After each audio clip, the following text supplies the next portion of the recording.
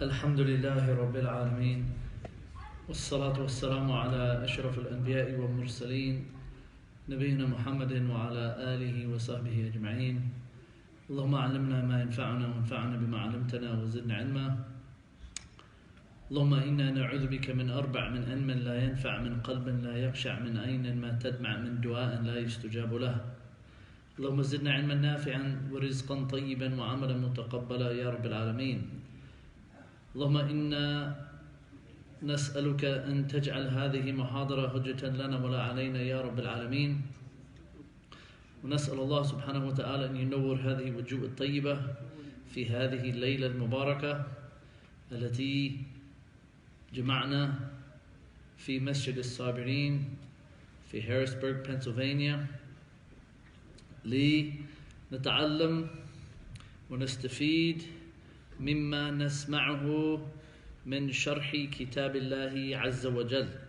نسأل الله سبحانه وتعالى أن يدخر الأجر من هذه المحاضرة لنا في الآخرة بإذن الله تعالى. Assalamu alaikum wa rahmatullahi wa barakatuh.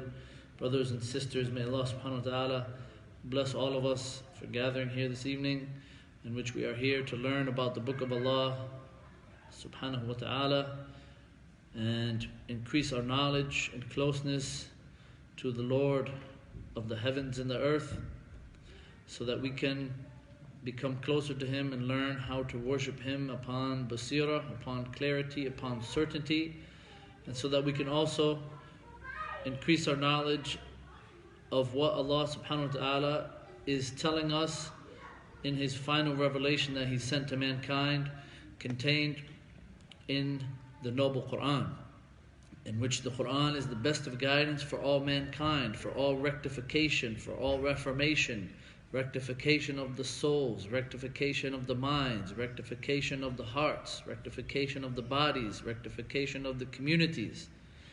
The Quran provides the best of guidance. And when we realize that the Quran provides the best of guidance for all of our affairs, then we will see the world a different place. When we realize that the Quran contains the best of guidance for all of mankind, and we practice it within ourselves, then will we be able to share the guidance of the Quran with other people based upon experience and based upon certainty from Allah subhanahu wa ta'ala. So we ask Allah subhanahu wa ta'ala to make us from those individuals who internalize the light of the Quran into their hearts and into their souls and into their minds and into their houses and into their lives, so that we can share it with other people. So brothers, we haven't met for a week or two. The weather was a little bad, so we missed last week's lecture. Before that, we were talking about and discussing Surah Al-Muzammil. Okay? Surah Al-Muzammil. And we mentioned Surah Al-Muzammil is a surah Makkiyah. It was revealed in Mecca. It was one of the first 5 surahs that was revealed to the Prophet Muhammad sallallahu alaihi wasallam. After the Prophet Muhammad sallallahu alaihi wasallam came down from the cave of Hira, and he told his wife Khadijah to cover him, right, with a garment, cover him with blankets, cover him with shrouds, cover him with sheets, because he was very frightened and very scared from seeing the angel Jibreel alayhi salam. And we mentioned that this surah contains 3 main parts. We said if we were to break down this surah, which is 20 ayat, okay, we said there are 3 parts that we want to try to dissect and understand this surah in light of these 3 parts. Okay, and we mentioned this previously. We said the first part was from verses number what? Verses number 1 to verses number 11. Okay, then part number 2 is from verse number 12. Okay, until when? Until verse number 19.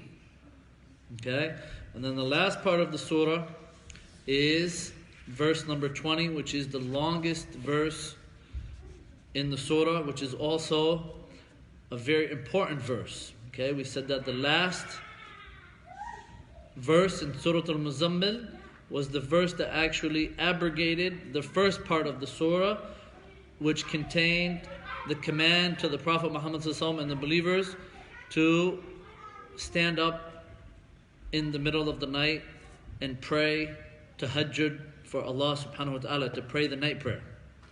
So we stopped off mentioning verse number 9. We were talking about the wisdom behind why did Allah subhanahu wa ta'ala say that He is the Rabbul Mashriqi wal Maghribi, la ilaha illa huwa fattakhidhu wakila. So we were talking about this verse here where Allah subhanahu wa ta'ala, He's talking about Himself and He's praising Himself, talking about His rububiyyah, talking about His lordship and His ability to plan and His ability to organize and to create everything in existence, and His ability to make all of the affairs in the universe run properly and run in an organized fashion.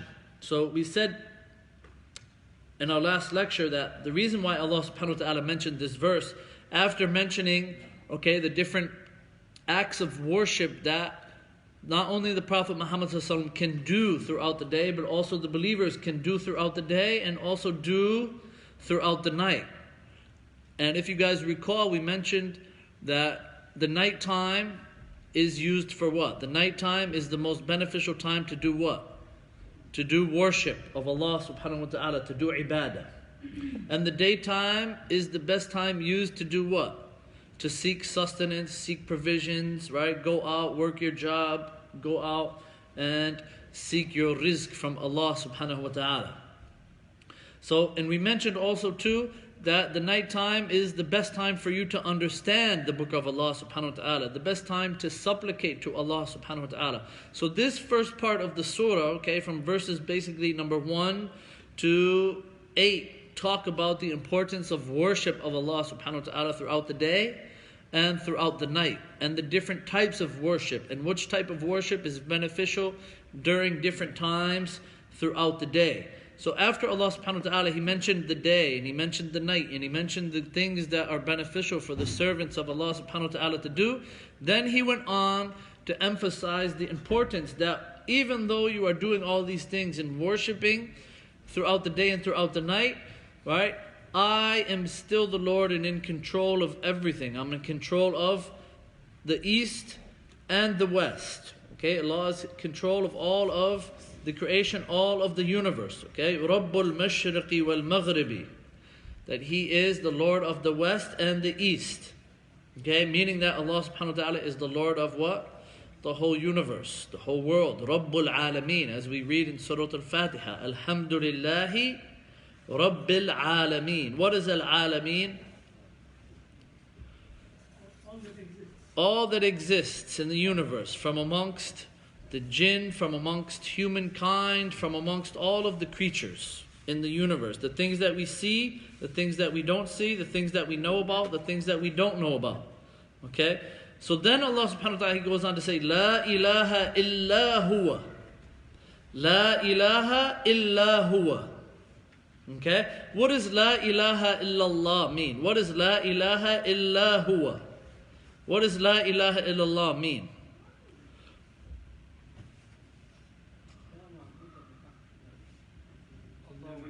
Where did you get that from? La ma'buda bihaqqin illallah. It says La ilaha illallah.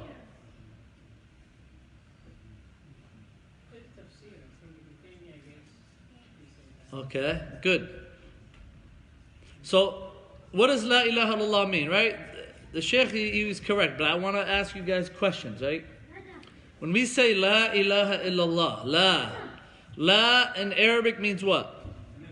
Nafi. You're negating something. It's a word which is used to negate something. La. Right? If I say, Mu'ammar, did you do your homework last night? La. No, I didn't, for example. Right? Or I say, Muhammad, did you eat lunch today? La. I didn't eat lunch. So La is an Arabic word which is used to negate something. So Allah, He says here, La ilaha. What does ilah mean? Does ilah mean al-khaliq? Does ilah mean al-raziq? Does Allah mean, or does ilah mean, what does ilah mean in the Arabic language? Okay, in the Arabic language. First we want to break it down in the Arabic language, then we can get to the translation of it. Ilah, what is al-ilah? Because this is very important. Huh? Shay'an yu'bad. Right? Al-ilah comes from the Arabic word what? Al-ma'lu. What does al-ma'lu mean? Al-ma'bud. Al-ma'lu is something that your heart turns to. Something that you glorify. Something that you magnify. Something that is great in your eyes. Al-ma'lu, something that is above you. Something that is higher than you. Something that is stronger than you. Something that your hearts turn to. Okay, that is al-ma'lu. So al-ilah comes from the word al-ma'lu, which means al-ma'bud. Something which is worshipped. Okay? La ilaha illa huwa. Okay? So illa means what? Illa adat al-istithna. Right? Exception. Something which is used for exception. So we would understand it to mean that there is no one who deserves to be worshipped in truth except for huwa, except for him. So al-ilah, it doesn't mean al-khaliq. Okay? Al-Rabb, this within the name of Al-Rabb is al-Khaliq. From the sifat of Al-Rabb is what? Al-Khalq, Al-Mashi'a, Al-Tadabbur, Al-Saytara, Al-Takween. These are from the sifat of what? Al-Rabb. But from the sifat of Al-Ilah are what? Shay alladhi yu'bad, Al-Ma'bud. The one who you direct all of your worship to. The one who you direct all of your supplication to. The one who you direct all of the things that you do from actions of worship. And this is very important to understand. Okay? That al-ilah means one thing and al-rabb means another thing. So, these are two names of Allah subhanahu wa ta'ala, right? Al-rabb and al-ilah. Okay? The plural of ilah is what? Aliha. Okay? Things which are worshipped. What is the proper name for Allah subhanahu wa ta'ala? Should we call Allah God? No. And even the Christians who speak Arabic, they call the deity in the heavens what? Allah. So Allah is a unique and proper name that all of the creation should know and understand that this is the only name that exists for the creator of the seven heavens and the seven earths, and the only one who is deserving of worship. Because the word God, every religion, every faith, they use the word God for the one that they worship. The Hindus say that they have how many gods? You're from India, right? How many gods do they have? Thousands of gods, right? The Buddhists, right? They call their statue of Buddha a god. The Christians, they call Jesus a God. They call the Father the God. They call the Holy Spirit a God. Right? When you talk with Christians, say, yeah, we believe in God. But what do you mean by God? Do you mean the Creator and the one that Jesus was worshipped? Or do you mean that Jesus, who was part of God according to them? So that's why when we say Allah subhanahu wa ta'ala, it's a unique name. It is only suitable and only fits, and it is unique for the Creator and the one who is deserving worship alone, not anyone else. Nobody can be confused when you say, I worship Allah. But if you say, yeah, well, we both worship God. If a Christian comes to you, yeah, we both worship the same God. We don't worship the same God. You worship Jesus and the Holy Spirit and the Son. I worship the one who has no partners, who has no son, who has no father, who has no spouse. So that's why it's very, very important. Okay? Don't use the words that people introduced into Islam to talk about your Lord. Use the words Allah subhanahu wa ta'ala used to talk about Himself. These are the best names of Allah subhanahu wa ta'ala. So La ilaha illallah. Would it be correct to understand La ilaha? La ilaha illa huwa. That the word ilah here means al-khaliq. La khaliq illa huwa. Because you know that the shahada, right, when somebody enters into Islam, they say what? La ilaha illallah. Ashhadu an la ilaha illallah. What if somebody said, Ashhadu an la khaliq illallah? Is that the same as La ilaha illallah?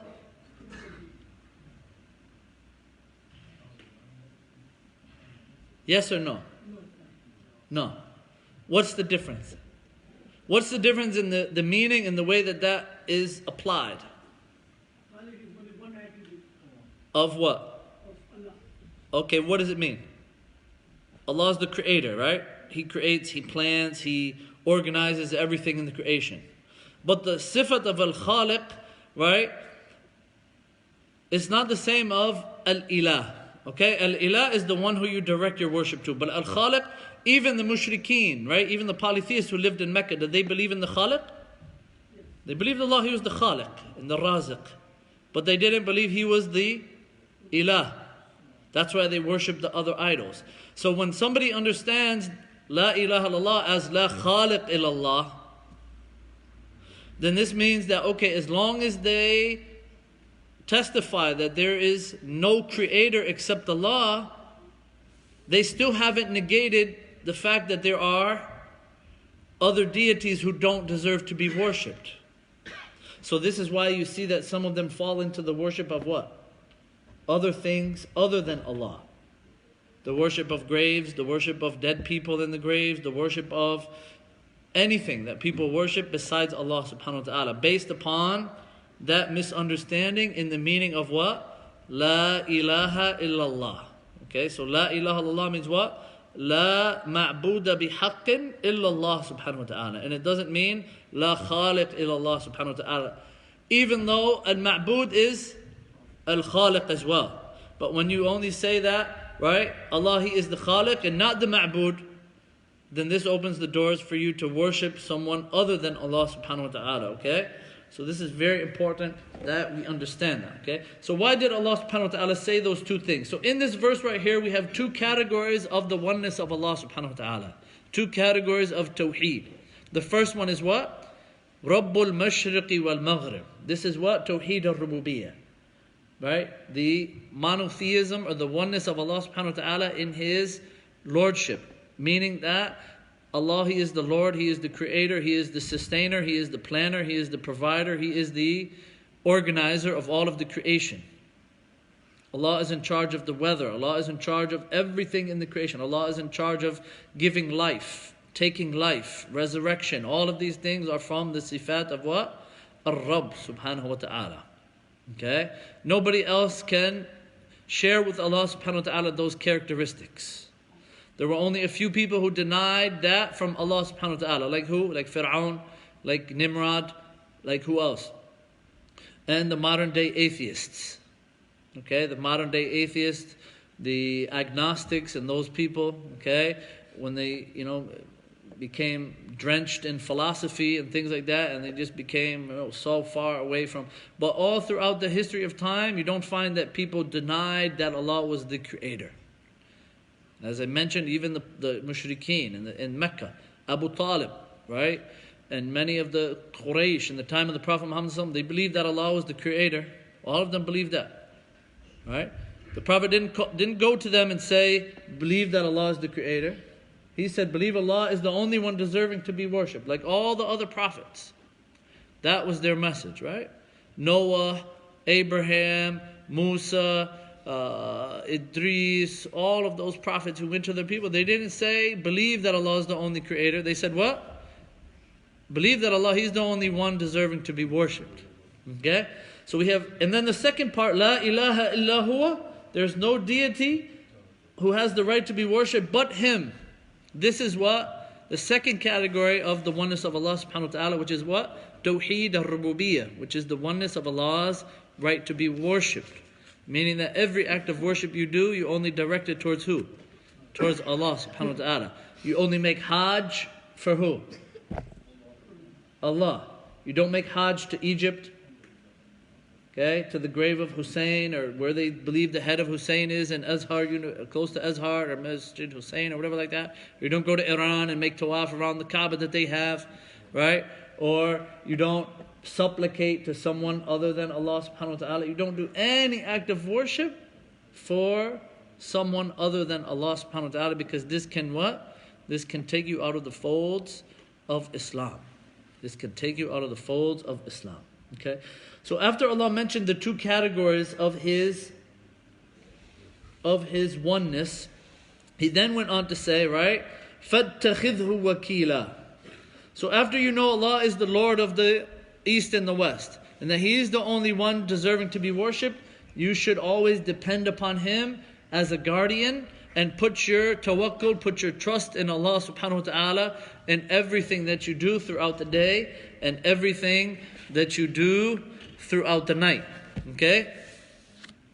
So what is it, wakil? Okay? فَاتَّخِذْهُ وَكِيلًا أي فَاجْعَلَهُ وَكِيلًا وَقُمْ بِأَعْمَالِكَ مُتَوَكِّلًا عَلَيْهِ حَتَّى يُيَسِّرْ لَكَ الْأُمُورِ وَيُسَهِّلْ لَكَ الْأَسْبَابِ ويمدد لك بالحول والقوة والمعونة ويصرف عنك الموانع ويذلل لك العقبات، سواء كانت أعمال عبادة أم أعمال تحقيق لمطالب الحياة الدنيا ومعاشها. إن المتدبر لهذا الدرس الأول من دروس سورة المزمل يلاحظ مبلغ الاهتمام بأعمال العبادة التي تصل المؤمن بربه وتعده لقيام بواجب جهاد الدعوة وأعمال الجهاد الأخرى، فمجاهدة النفس عمل سابق ومتقدم على القيام بواجبات جهاد الآخرين. وبعد إعداد النفس عن طريق مجاهدتها بالعبادات وأثناء القيام بالجهاد الدعوة تأتي الوصية بالأخذ بفضيلة الصبر على ما يقول الكافرون المكذبون.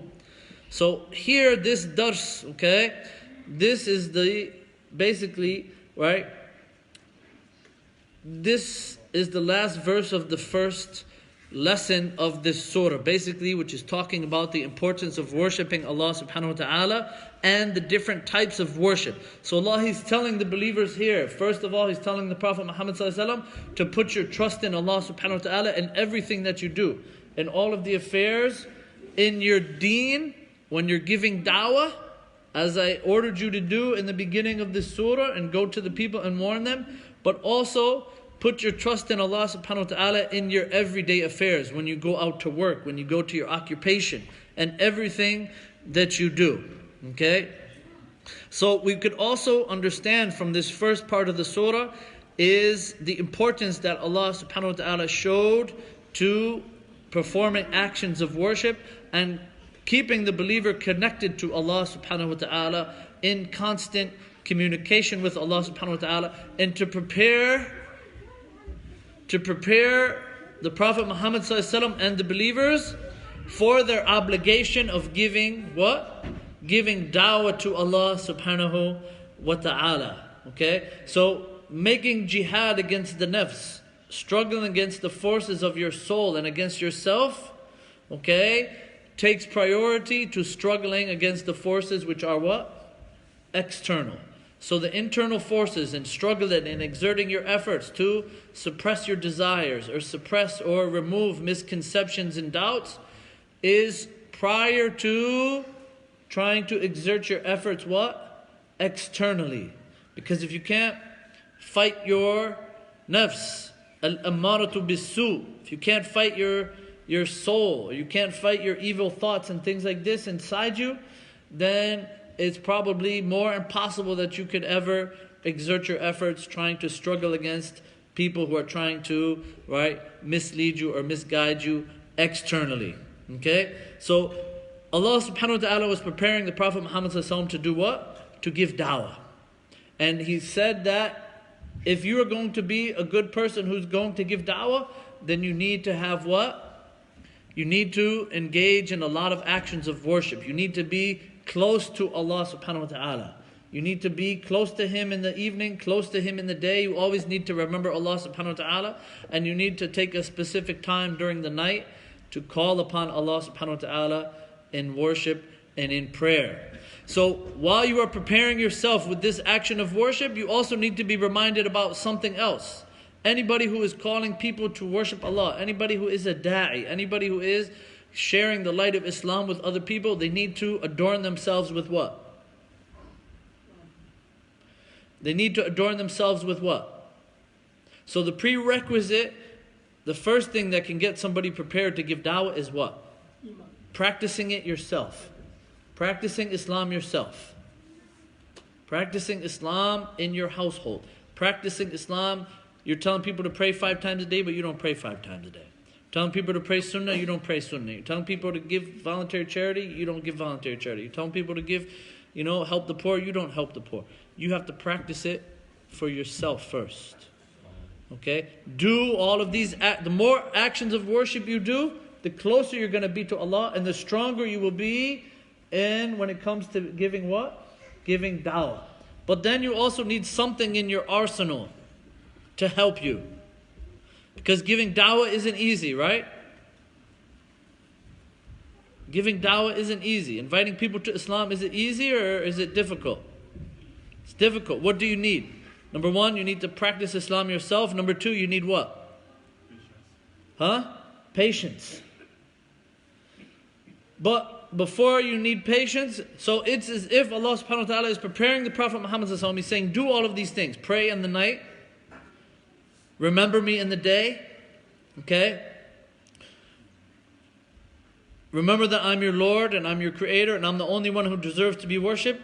And now I'm going to tell you something else that you need to be practicing and adorn yourself with so that you can go out and give da'wah. And this is verse number 10, where Allah subhanahu wa ta'ala, He says what? وَاصْبِرْ عَلَى مَا يَقُولُونَ وَاهْجُرْهُمْ هَجَرًا جَمِيلًا. So after the Prophet Muhammad had what? Prepared himself by getting so close to Allah subhanahu wa ta'ala through all these actions of worship. Now Allah subhanahu wa ta'ala is saying, now is the time to go out and give da'wah. And when you go out and give da'wah, you need to have what? Patience. You need to have perseverance. You need to be able to deal with the ignorant people around you. You need to deal with the people who are going to try to harm you. You need to deal with the people's comments who say things and they don't think about the results of their comments. You need to be patient with the non-Muslims. You need to be patient with all of those people that you are going to interact with, because now you are giving what? Now you are giving da'wah. You're going to be socializing with people. You're going to be interacting with people. Right? You're still in Mecca. Now imagine the Prophet Muhammad ﷺ. He's still in Mecca, right? This is in the beginning of the revelation. He's still in Mecca. And now, during this period, he's still giving da'wah what? Secretly. He's still giving da'wah secretly. Okay? Him, Khadija, Abu Bakr, Ali, Zayd, maybe 10 people were Muslim at this time that this surah was revealed. So now Allah subhanahu wa ta'ala is what? Is preparing the Prophet Muhammad sallallahu alaihi wasallam, giving him internal strength and also strength in his soul and in his heart and in his mind, so that he can go out there now and what?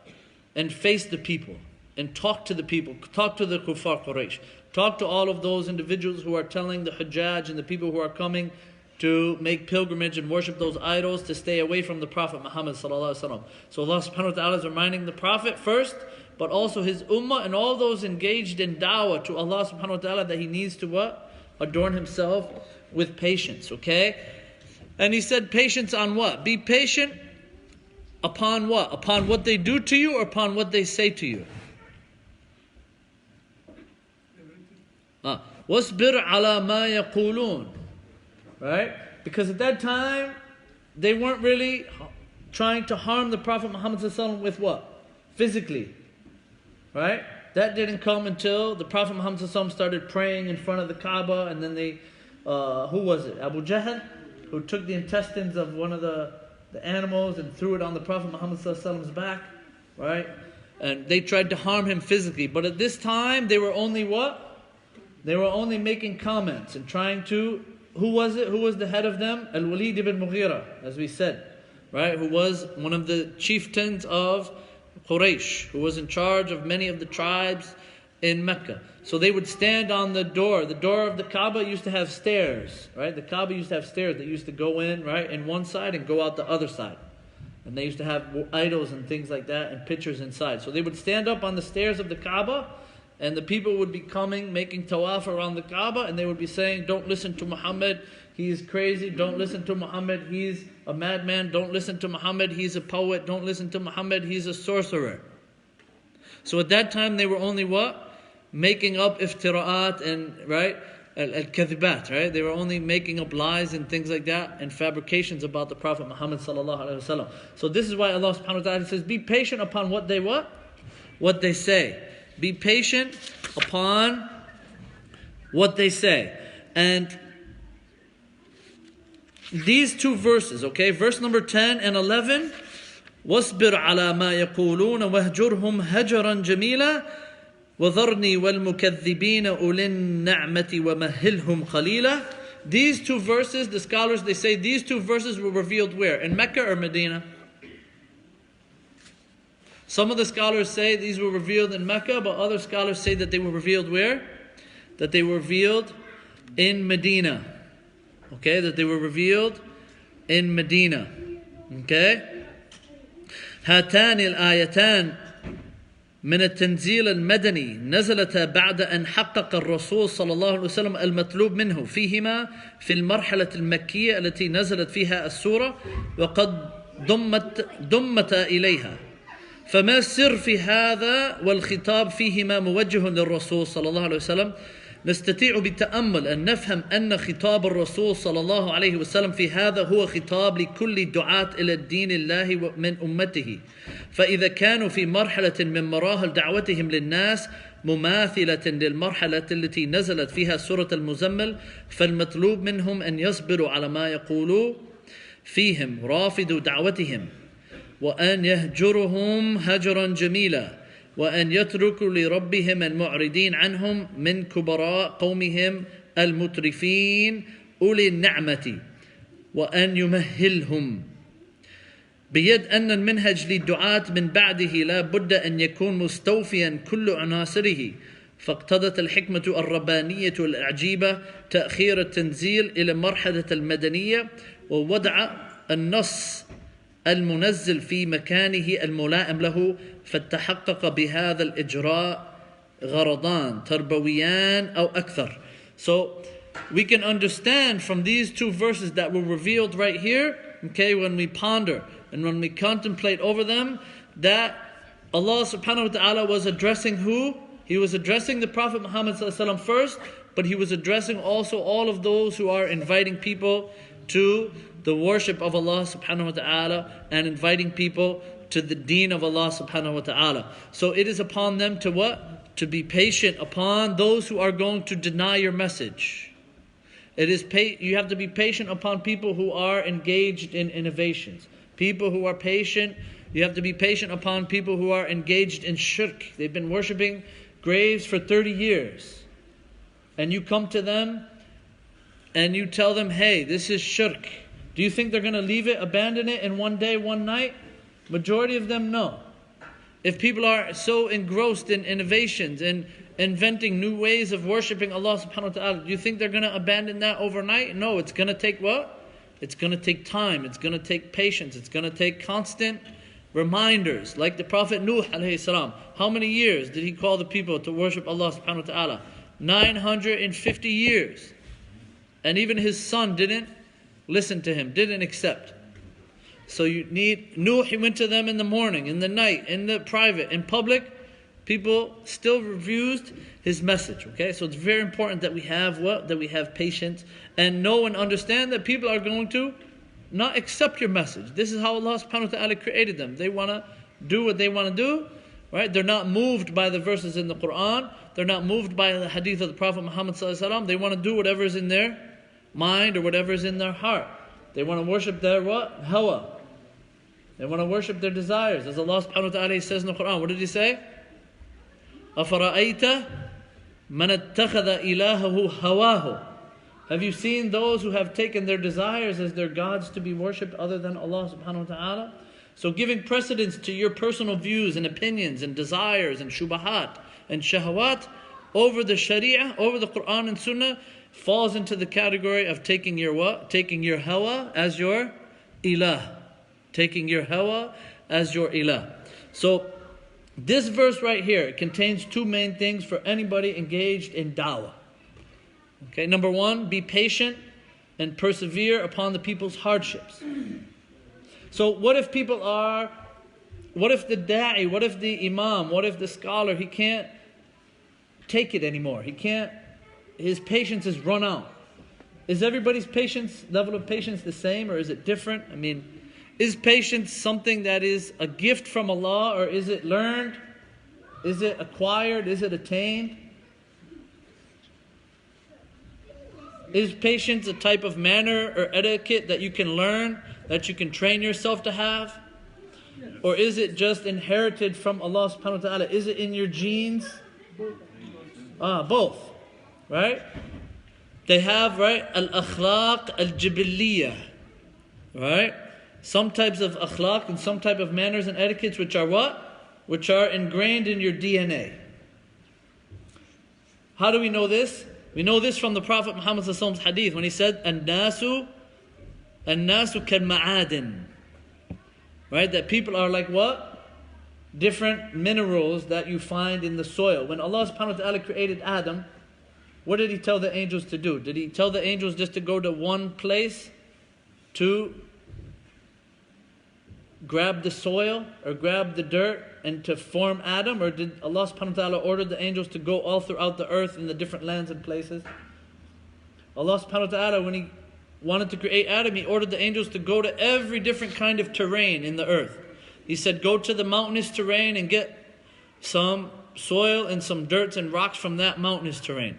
Go to the sandy terrain, the dunes, get some of that. Go to the moist clay, which is red, which is black. Go to the white sand beaches, get some of that. Go to the mountainous terrain, which is hard.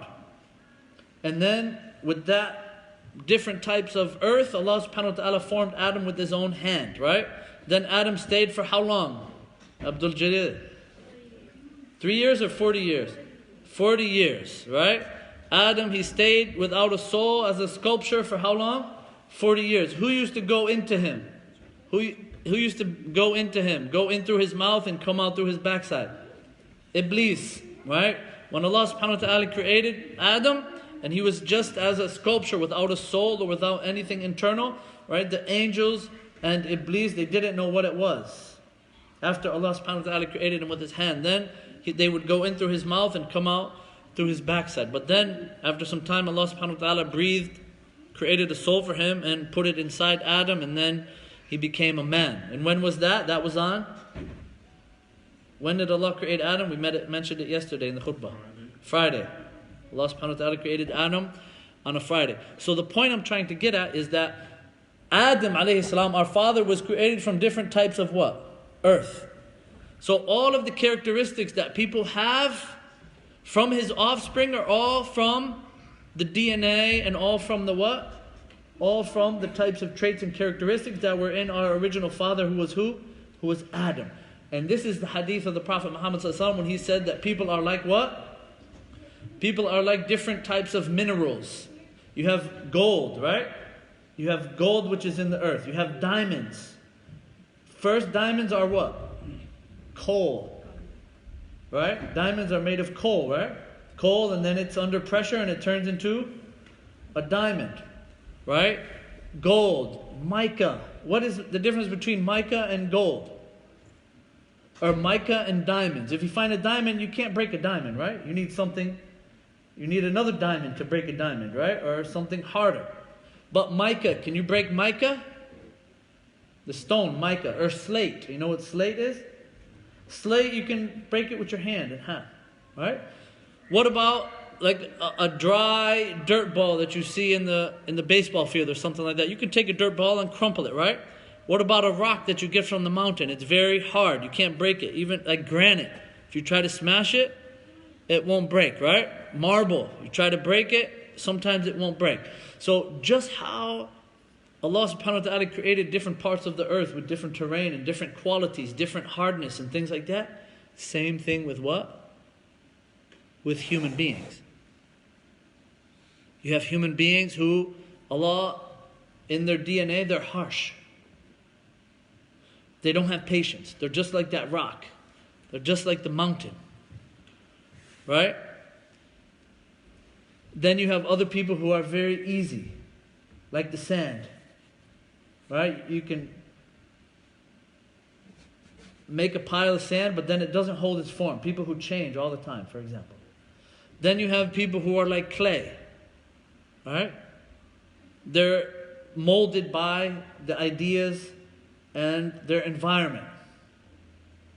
But then you have people who are like diamonds, right? When they're under pressure, they're the best.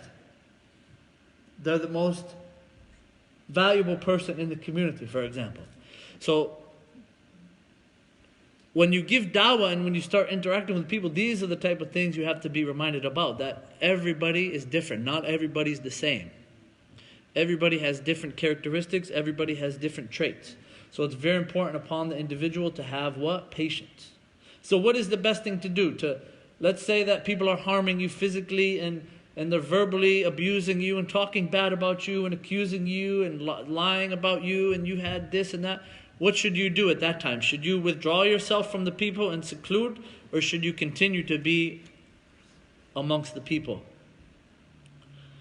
What is better? To mix with the people or to stay away from the people?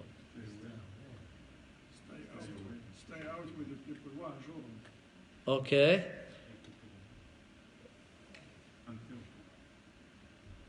وَهْجُرْهُمْ هَجْرًا جَمِيلًا. Right? What is a hajran jamila? But before I get to that, you guys say that isolating yourself and secluding yourself from the people is better, huh? Huh? Until they calm down. Until they're quiet and they don't say anything to you and they don't try to harm you, right? So that he's better, that person is better than the one who mixes with the people, or what? Let me tell you hadith of the Prophet Muhammad sallallahu alaihi wasallam. What did the Prophet Muhammad sallallahu alaihi wasallam say? He said, الَّذِي يُخَالِطِ النَّاسِ وَيَصْبِرُ عَلَى أَذَاهُمْ خَيْرٌ مِنَ الَّذِي لَا يُخَالِطِ النَّاسِ وَلَا يَصْبِرُ على أذاهم. وكما قال النبي صلى الله عليه وسلم. He said, those who mix with the people and interact with the people and are patient upon their harm are better than those who do not mix with the people and are not patient upon their harm. The Prophet Muhammad sallallahu alaihi wasallam, was he harmed physically? He was harmed physically, right? Many occasions in Mecca, Taif. When the Prophet Muhammad sallallahu alaihi wasallam went to Taif to give da'wah, right? And he was climbing up the mountain. And just imagine now, the Prophet Muhammad sallallahu alaihi wasallam is leaving Mecca. He's so happy that, some people in Mecca have accepted the message. Now he's going to go to Taif to spread the message up there to some of the Arab tribes, the Bedouins and things like that who live up there. So he goes up to the mountain and somehow they're already waiting for him. They already know he's coming. But it wasn't the adults who were waiting for them. It was who? The kids. And the kids started what? Pelting the Prophet Muhammad sallallahu alaihi wasallam with stones. Is a difference between being pelted by stones by people who are of your own age, people who are older than you, people who are... But being pelted by stones of little kids who are innocent, kids who are naive, kids who have not been, preconditioned to think a certain way and things like this is even more what? More humiliating. This shows that they were actually whispering, the parents or their elders were telling them that he's coming. We want you guys to stand on the way and start pelting him with stones. The Prophet Muhammad was pelted with so many stones and he was bleeding so much that his sandals were even gushing with blood. That's how much blood was coming from the Messenger sallallahu alaihi wasallam. Right? And when he was coming back to Mecca, who came to him? The angel Jibreel alayhi salam. He came to the Prophet Muhammad sallallahu alaihi wasallam and he said, Allah sent me to ask you a question. He said, that the people in Taif, they harmed you and they caused you bodily harm and things like this. And if you want, I can take these 2 mountains which surround the city of Taif, and I can bring them together and crush all of the inhabitants of Taif if you want me to. This would have been a fair punishment for them, right? For hurting the Prophet of Allah subhanahu wa ta'ala, for making him bleed, for breaking his teeth, for making his sandals filled with blood when he was walking back to Mecca. But what did the Prophet Muhammad sallallahu alaihi wasallam say? He said, I hope and I wish. He said, don't do it, because I hope and I wish that there will be people from amongst their offspring that what? That worship Allah subhanahu wa ta'ala alone. And look at Taif now. Muslims. So this is from one of the greatest examples of the mercy of the Prophet Muhammad sallallahu alaihi wasallam, and how he was patient upon what? Patient upon the harm of the people. Any of us here in America get harmed like that? Not even verbally. And we're still scared. We still don't give da'wah. People don't say anything to us verbally. Hey, you... Very rarely. Probably out of the percentage of the brothers in the masjid, probably 5%. You've heard a comment. You've had a bad look. Your wife maybe had a comment and things like this. But 95% of us, we deal every day with... We have maybe non-Muslim employees. We have non-Muslim colleagues, right? They don't say anything to us at all. Nothing offending, right? Nothing discriminatory, nothing racist or anything like that. And we're still not sharing them the light of Islam with them. Are we afraid? What are we afraid of? The Prophet Muhammad ﷺ sacrificed his life, sacrificed his body. Got stones thrown at him. Alright? So, having patience, brothers, having patience is something which everybody who is going to engage in sharing the light of Islam and calling people to Islam need to have, And at the same time, right, if you cannot deal with the people, this is the second part of that. وَهْجُرُهُمْ هَجَرًا جَمِيلًا. If you cannot deal with the people, if your patience is khalas, it's at its limit, And patience, brothers, patience is a what? Is a ni'mah from Allah subhanahu wa ta'ala. Patience, not everyone is given patience, but whoever has given patience, as the Prophet Muhammad sallallahu alaihi wasallam, right? قد أوتي, right? عطاء خيرا أو كما قال النبي صلى الله عليه وسلم, he said he was given something great. Whoever has been given patience and blessed with patience have been given one of the greatest gifts from Allah subhanahu wa ta'ala. And what did the Prophet Muhammad sallallahu alaihi wasallam say? Said, for the one who trains himself to be patient, then he will what? He will be patient. So patience can, number one, be in your DNA. You're born with it. And also patience can be what? Can be learned. You can train yourself to have patience. You can recognize those things that aggravate you. Recognize those things that anger you. And instead of shooting your tongue out right away, or instead of hitting something or someone, or instead of, walking away, change your manner and the way that you deal with those things. Recognize those things that tick you off. Recognize those things that push your buttons, and change the way that you deal with those things. That's how you train yourself to what? To have patience, right? And we have patience. How many times is patience mentioned in the Quran?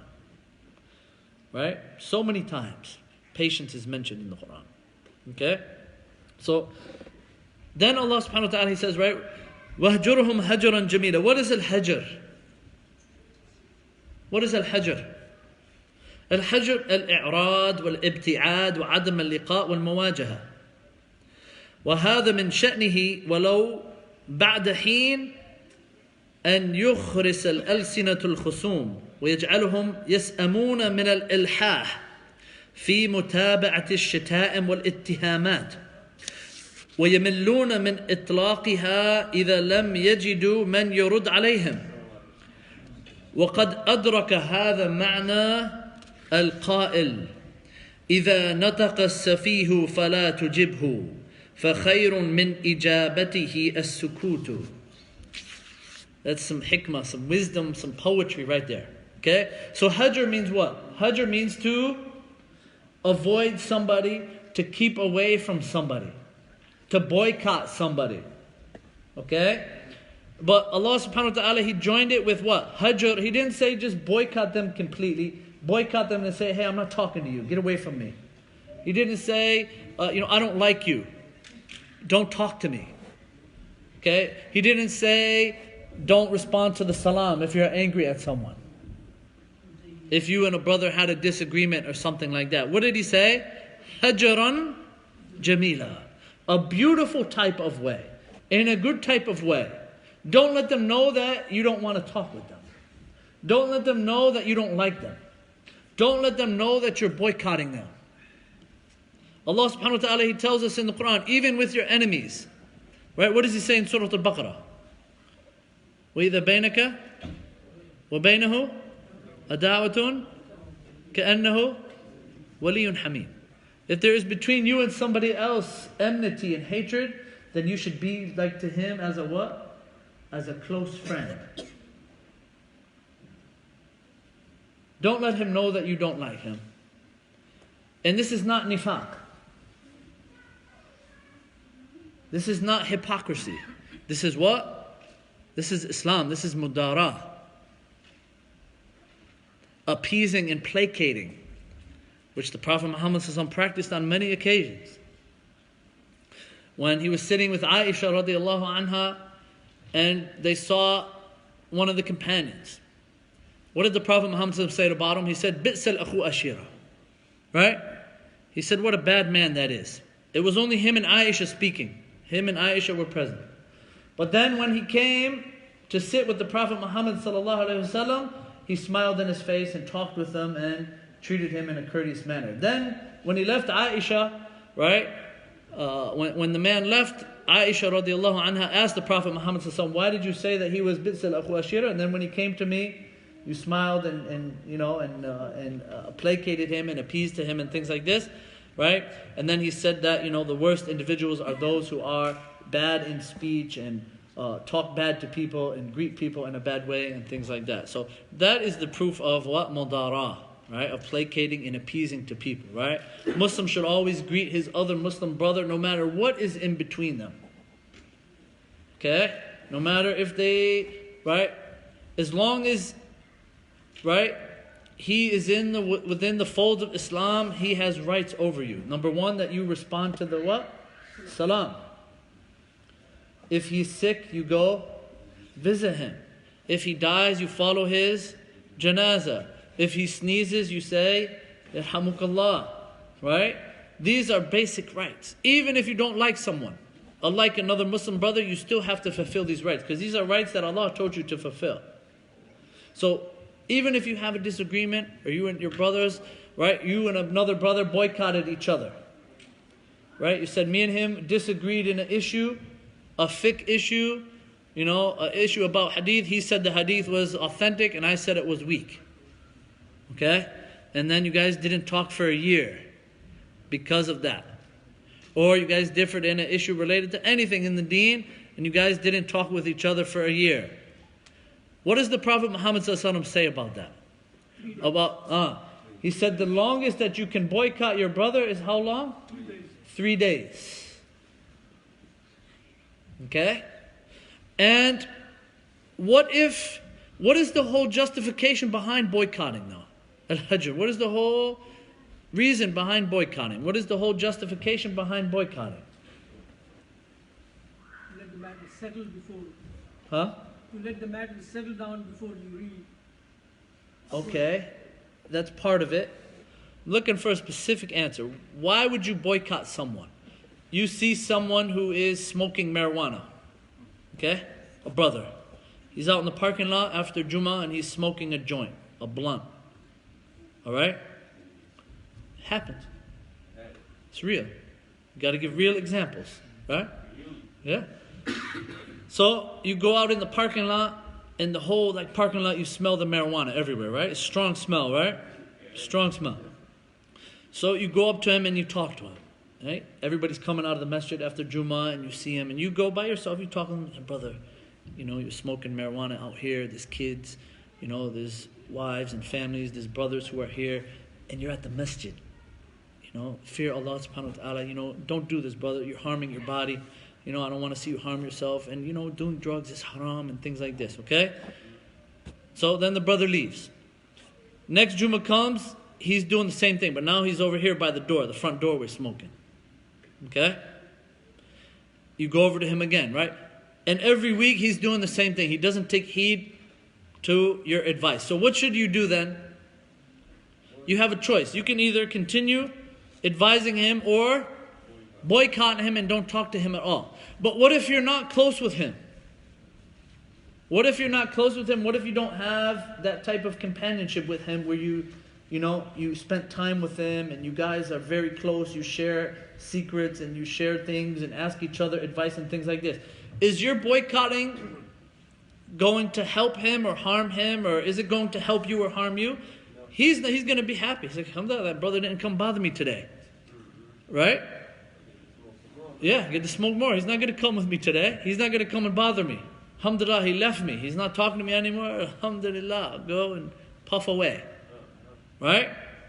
So this is what we need to look at when we find someone who may be sinning or disobedience and you're advising them and things like this, right? You have to think, is my boycotting of him beneficial to him? Because what is the whole reason why you're boycotting him? So that he can come back to the deen of Allah, so that he can abandon the sin that he's doing and realize and start thinking, why isn't Abu Abdul Jalil talking to me? Every time I see him, he always gives me salam. He always hugs me and shakes my hand. But today, he looked right in my face and he didn't even say salam or anything. What did I do? So this is how, This is how the one being boycotted should think from you boycotting him. That something's wrong. I did something wrong, right? He should be thinking, what did I do? Then he will go to brother, Abu Abdul Jalil, what did I do?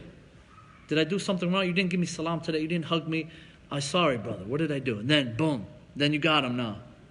Brother, you've been smoking marijuana outside the masjid for a month now, and every time I come up to you, you're not taking heed to the advice. You're hurting the community. You're hurting the kids. They're seeing you like this.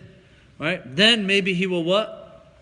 The hajr will be beneficial to him. Then the boycotting had become beneficial to him, right? When he realized why the brother didn't give him salam or talked with him and things like this. So hajr is from the deen, okay? Hajr is from the deen. Boycotting is from the deen, but it should only be done if there is what? If there's a maslahah in it.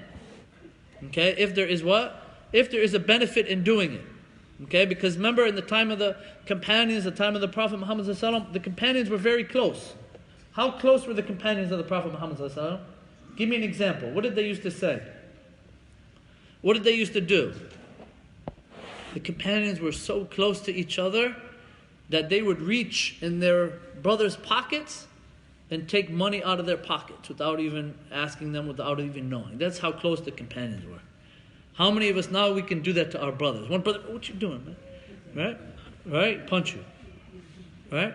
Sometimes we ask a brother for a loan and you know he's well off, he's rich and things like that. Like, you know he's got millions in the bank. $500,000, $1 million, you need like $100. He's like, no, I don't got it, man. And there's a big difference between the way that the companions were close companions, they knew each other, they lived together, they prayed every day in the same masjid. If somebody was absent for the prayer, they would call, hey, where were you for Fajr? I didn't see you. They would call them, I didn't see you for Jummah today, what happened? Are the kids okay, right? They didn't see the kid come to the school, they would know where they were. This is how we need to get our relationships with each other. This is how the companions were. This is the what? This is the hadith of the Prophet Muhammad where he says, right? مثل المؤمنين في توادهم وتراحمهم وتعاطفهم كمثل الجسد. Right? We're all a body here. If Muhammad is absent, where are you, Muhammad? You coming? I didn't see you for Asr. Everything all right? Right? If Faruq didn't come, right? Oh, where are you, Faruq? Are you sick? Oh, how are you? Can I come and visit? You know, brother Rashid, where you been? I didn't see you. Are you okay? You've been working? Did you travel? Like this. Right? So this is how the companions of the Prophet Muhammad were so close to each other that they knew every movement that they were doing.